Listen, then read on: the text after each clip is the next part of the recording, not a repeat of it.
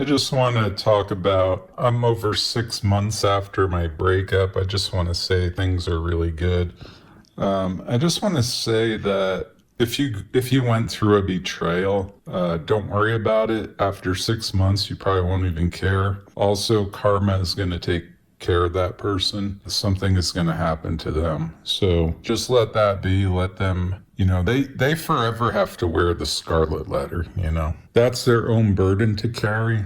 And that's their own karma to carry. And really, it's up to the universe. So it really doesn't matter that this happened. None of this matters. I've realized I had a huge revelation months ago, I think, that nothing with relationships with the opposite sex or same sex, whatever you are, none of it matters because we're never here to control people. Like, I want to be the free butterfly. I don't want my partner locking me up. She tried to put me in a jar, but I don't want to be that. I want to be the free butterfly, and therefore I have to let others be the free butterfly. So it doesn't matter if my ex is like getting anally gangbanged by 10 dudes. Like, if that's what she wants to do, that's what she can do. And it's really none of my, once I decide she's my ex and I say this isn't working, it's none of my business. And all I could do is react and say, I don't want to know someone like that. Like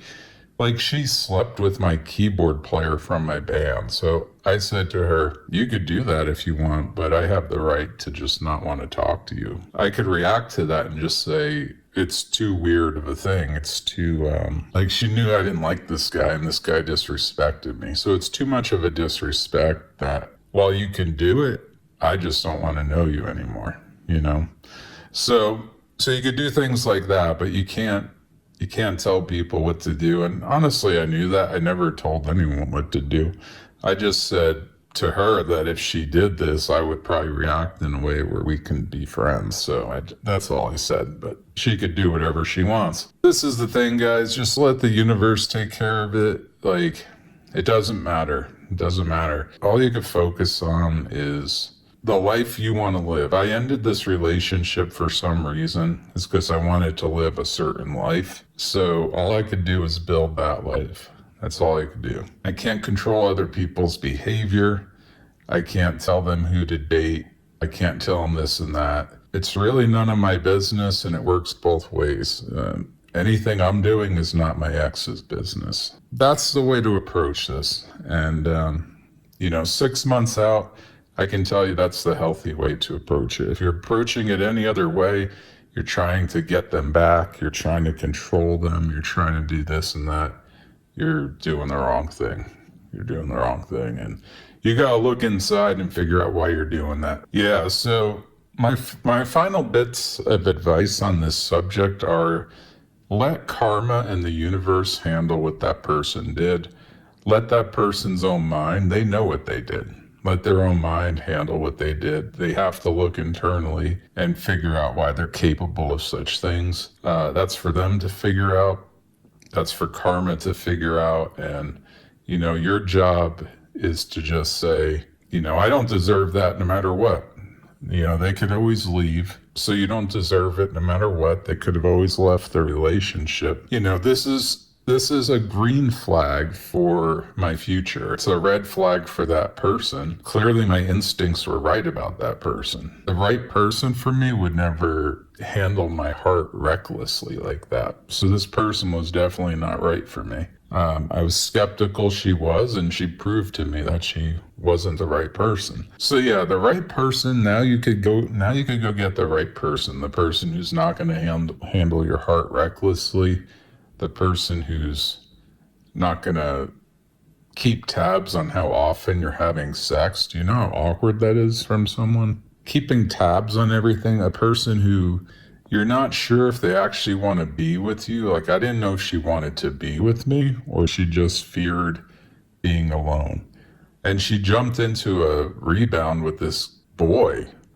And that makes me think she fears being alone more than anything. And she's probably going to convince herself she likes this guy, loves this guy even. The way I view it is everything I just described about my ex is now this guy's problem. He's dating a girl who's capable of cheating on him no matter what they all think. That's the reality of this person. He gets all the problems I just described. And that's really, I'm now free. I'm now free to find, um, as Lou Reed said, my new illusion.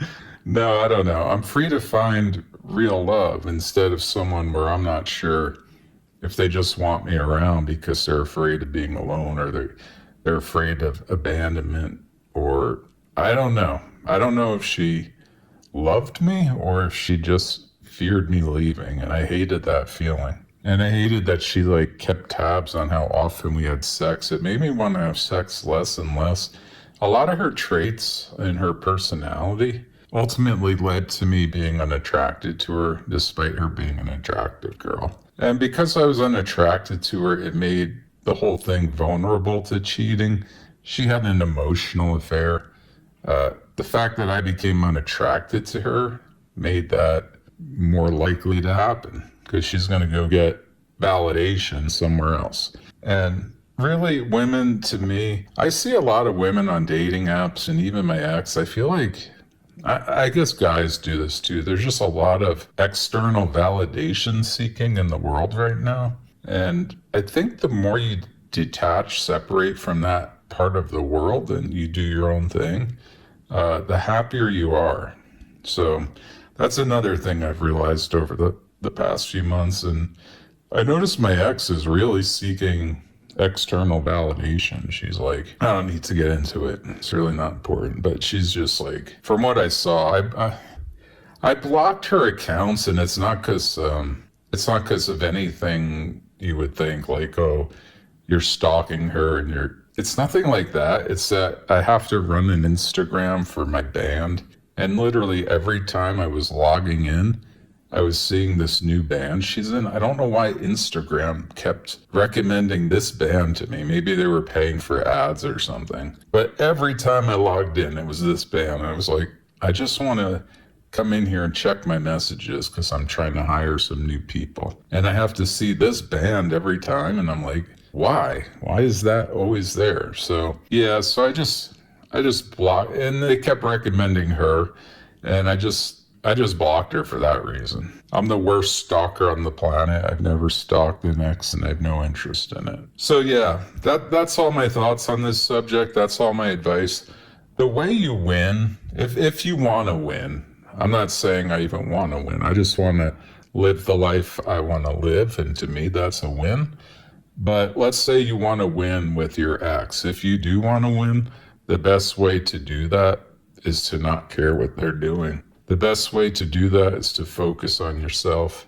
The best way to do that is to let karma handle things and not try to handle them yourselves and force the way you think the universe should work. And, the way to do that is to become just an individual who is complete with themselves and doesn't need external validation and doesn't need all this stuff that's happening in the world. And you're just fine with yourself as you are, your own interests. And once you get to that, you strangely become magnetic to other people, is the weird thing. So that's all I have to say about the issue. I'll never talk about this issue again, most likely, unless maybe someone asks a question in the comments. But I'm pretty much done talking about it. I'm leaving this up to karma and the universe to decide who deserves what punishment for whatever behavior they did. So we'll see what happens. Okay, signing off.